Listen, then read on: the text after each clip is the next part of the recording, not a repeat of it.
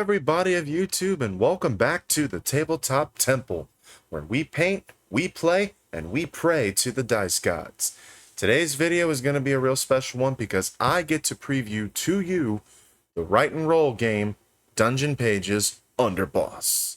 Take on the role of a powerful villain defending your dungeon against heroes who just want to barge in, hit you in the face, steal stuff, and you're just supposed to roll with it. Literally. Now, setup can actually be very easy because all you need is the game sheet, something to write with, and 4 dice. 2 white ones representing light dice and 2 black ones representing evil dice.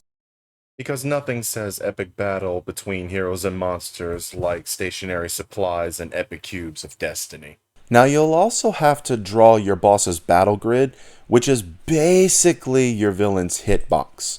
Draw it anywhere on the 6x6 dungeon area, so as long as you follow the rules, which is your villain cannot end up on one of the gray areas, which actually anything cannot be drawn in the gray area because they represent walls, and nobody can pass through walls really. So mark your villain's location with a star as depicted in the graph above, and protect it at all costs because if heroes hit it, they actually deal extra damage. Now, before each dungeon, you get these little crystals depicted in the corner.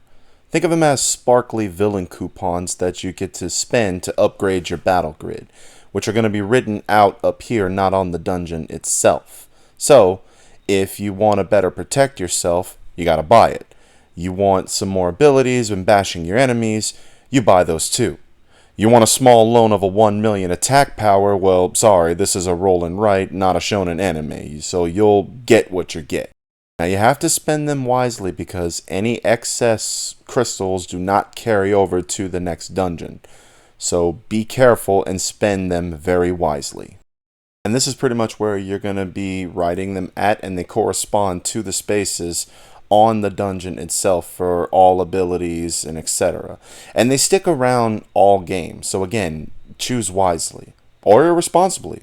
I'm not your boss. You're the boss. The last part of setup before you start rolling and taking turns is that you want to grab the dice that's depicted in the top right corner, which in this case you grab 1 good dice and 2 evil dice. Now, to get the game going, you roll all the good and evil dice. And this is the moment that you're going to be praying to every board game dice god that you know.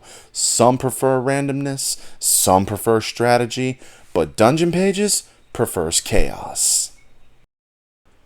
Now, the first thing that activates is the good dice, and it activates all of the heroes in ascending order.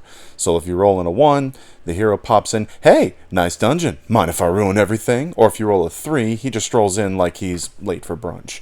It just all depends on the roll itself, but in this case we rolled a 2. So if the hero is not in the dungeon yet, they're going to go ahead and they're going to spawn from the door following their speed arrow like the world's most violent GPS.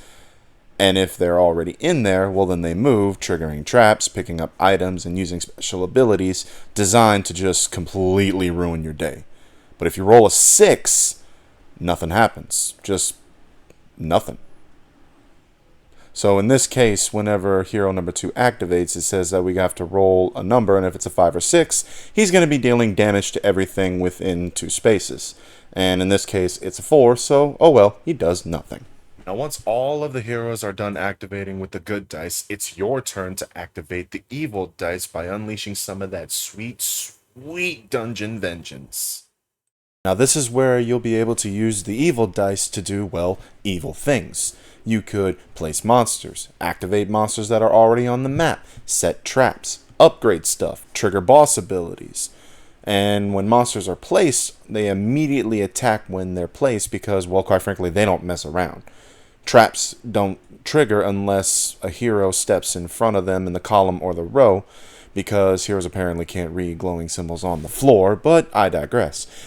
You will spend this whole phase basically deciding, do I save myself? Or do I let everything burn and hope the next dungeon is a little bit nicer? Spoiler, the next dungeon is not nicer. Nonetheless, you keep repeating this step until the dungeon is complete by filling in all of the green dashed out squares with a letter, or a trap or something, and then you move on to the next dungeon, starting with step 1 of buying all of your boss ability upgrades. In which case you will rinse, wash, repeat of rolling the dice, activating all the heroes, and then activating all the evil dice to defend against them, and the game ends once all 3 dungeons are completed, in which you will tally up your score. And that's all you really need to know about Dungeon Page's Underboss. It's a tactical roll and write game where you're the villain defending your dungeon, unleashing monsters, setting traps, and upgrading your villainous powers, bracing yourself for hero after hero barging in uninvited. Now, I'd like to give a huge shout out to Jason Greeno for sending me the files so I'm able to preview this to you guys. I'm also going to be linking the Kickstarter campaign in the description below so you guys can go there and follow it and be prepared for launch on Black Friday of 2025, which is also next week, which amazingly it's coming up this fast.